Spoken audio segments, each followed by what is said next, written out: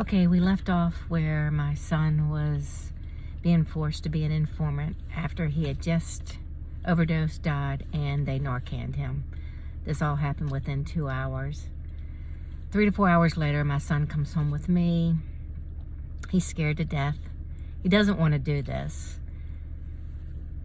I don't want him to do it. I know that he is not strong enough, and he knows he's not strong enough to go back into an environment that he fought so hard to get out of. And I've said this many times, it's like placing a child in a candy shop and telling them, don't touch it. You can feel it, look at it, smell it.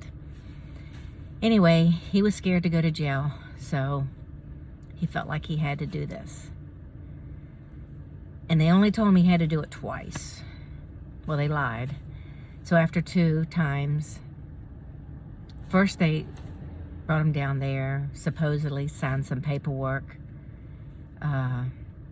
suited him up with a hat and a shirt that fit him.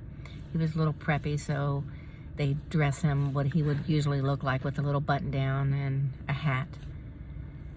They sent him on his first buy. He did this twice, and then they told him he had to do it 2 more times.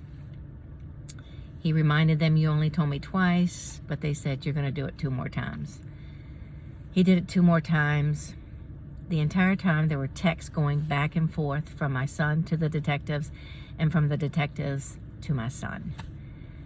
On several occasions throughout the 3-month ordeal, my son asked, have you spoken to the Commonwealth Attorney yet?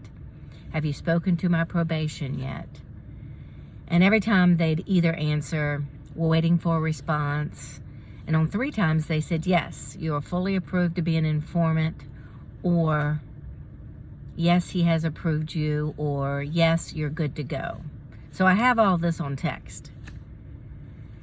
So after 4 times, he asked, could he stop doing it? And they said, you have to do it 2 more times. He then let them know that he was pretty certain one of the dealers knew he was an informant, and he was scared for his life, did not want to do this anymore.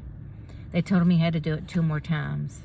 Also, during this 3-month ordeal, my son told them, not once, not twice, but 3 times, that he had failed a drug test with probation, and they continued to tell him he was good to go, knowing that he was failing a drug test. They didn't care about my son. All they wanted was for my son to be bait. I'll let you know on the next session of what happened.